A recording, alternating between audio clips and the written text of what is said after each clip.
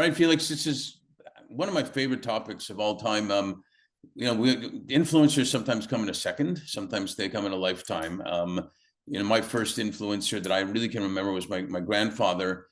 Him, my grandmother, my mom, my aunt were all came from Kyiv, Ukraine, at that time Soviet Union, to Canada. And when I was around five, he took me for walks in the park. And long story short, he used to talk to everybody, which is probably where I get it. And one time I asked him, I called him Zeta. I said, "How do you know all these people?"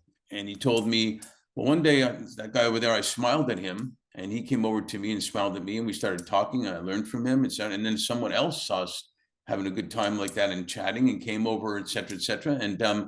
And I thought, as a 5-year-old, well, this is pretty simple. You just smile, and things happen. And as I got older, it expanded, but at the same token, it's pretty basic. That just opens the door for someone to come in and things to happen. Can you share with us? I'm sure there's a number. Can you share with us two or three people that have been influential in your life? Yeah, for sure. I would say my number one influencer is my mom. She is she's so warm, and everyone new that she meets, she always just clicks with them instantly. There's always some common ground. And I think it's really fascinating how she's able to do that. And so I really love just watching her like connect with people and like laugh with them and just have a great time. But she's been a really big inspiration for me all throughout my life, whether it's been for art because I actually got my art genes from her. Um, or whether it's like trying new recipes or trying a new way of solving this problem that she's having at work, but she's always trying something new. And she's actually learning how to crochet right now.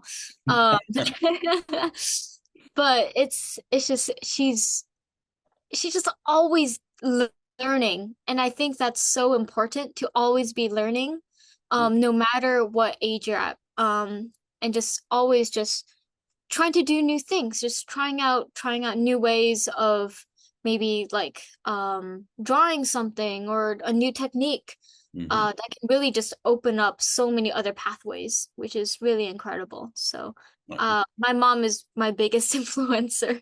Nice. Um, I think my second biggest influencer was my math teacher in 11th grade. Um, she was a very tough teacher. Everyone at my school will tell you that. Mm-hmm. She, yes, everyone dreads getting her. But I feel like I was almost one of the rare people who really enjoyed that almost. Um, it's she put me through a lot in terms of grades and like just the struggle of learning calculus. But I learned so much from just sitting down with her and just being like, "Hey, how do you do this? Like what are some tricks that you have to understanding this?" And I would just like pop in every like read period or office hours that she had and just ask questions. If I did horribly on a quiz, which is rather frequent, I would go up to her afterwards and be like, "Hey, can we just go over what I did wrong and just review the concepts that I should go over again?" And I think that set up a really strong foundation for how I am now in college. I'm going up to my professors. I'm like, "Hey, I noticed you marked this off my homework or a quiz. What can I do to improve that and make sure I don't get it wrong on like the midterm or the final?" Um, so she is definitely, I had a grade seven teacher just like that, super strict, but everybody loved him. yeah. So anybody else you want to share about? Um, Liz Taylor, she's the president of Dewar Marine and was my employer and also a good friend for almost 6 years. That's kind of crazy to think about.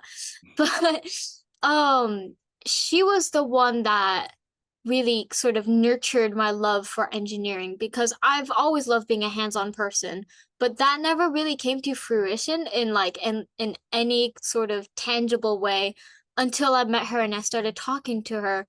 And I remember, I think I was about 13 or 14 or something, and she was like, "Hey, when you're 16, come work for me." And I was like, "Oh my God, okay, great." So Wow. and she's so strong and independent and very fierce, and she has this, I don't know, it seems cliche to say, but she has like this fire, this drive, and I think that's so admirable, and I really want to have something like that someday. I'm not quite there, but I really want to be like her someday, No, I in the think that passion she has for everything. that's great, and thank you for sharing those. And I think something it teaches us, and you just said it right there, is that we're influencing people all the time, even more so when we don't even know we're influencing people. And it's really our choice to be positive or the alternative, and positive is usually better than the alternative. Yeah. And because you can influence a person deeply, even in one moment, if it's the right moment. So I have a feeling you're going to be influencing a lot of people over a lot of years. So thanks for sharing all that. Really appreciate it. Yeah, of course.